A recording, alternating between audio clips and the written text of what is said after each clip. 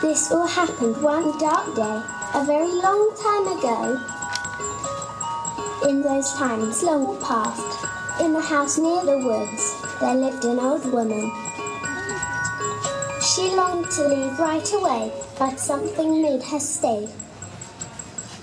As soon as she opened the door, she knew that all was not as it once was. The first sign was the sand all over the carpet, that and all the shells. She thought she'd been gone about an hour, but when she found her way back, the house was derelict, overgrown and deserted. She laughed. I knew I'd make it. I knew it.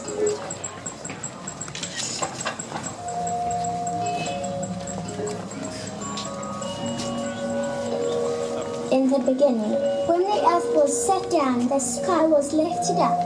Some things were not quite finished. Once there was a special time. A farmer was once travelling on the great highway when suddenly a strange figure sprang up before him and said, "Halt, not one step farther." He longed to cry out, but couldn't make a sound. There was a hut of brittle bones, nails and hair, a place of scattering. The only thing to do here was unravel, and that's what he began to do.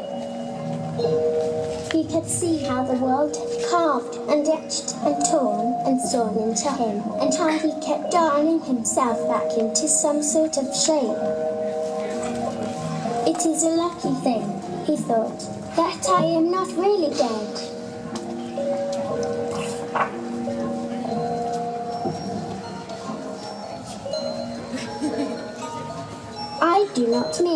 I do not really mean that this story is true, but it might be. It started out as a quiet day, but in the finest house in the fold, an evil stepmother made her stepdaughter wash and cook and clean and wash and cook and clean again from morn till night. She longed to be good, but sometimes forgot how. Her doorstep was hollowed by the footsteps of ages, and she could feel the textures of arrivals and departures through the soles of her feet. What did it mean, this package wrapped in canvas, fraying at the edges and smelling of violets? A dark purple had started to seep and stain. This is my story which I have told you.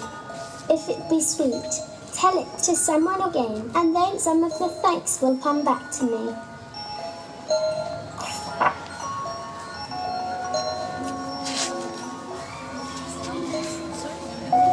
Now we are about to begin, and you must attend.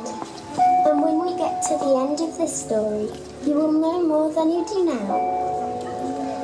Many years ago, when the time was so young, that there was not even anything called the old days.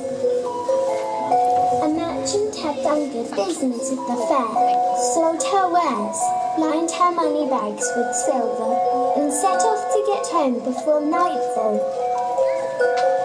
She longed to be more happy, but something was stopping her. Her words sounded better in darkness, when the singing of the kettle could be mistaken for raging seas and storms. They belonged in shadows. There's a huge book called The Book of Life, and it's a record of every life ever lived everywhere.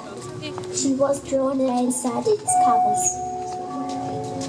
The moral of this story is, firstly, that no one, however great they may be, should poke fun at anyone beneath them, even if they be only a hedgehog.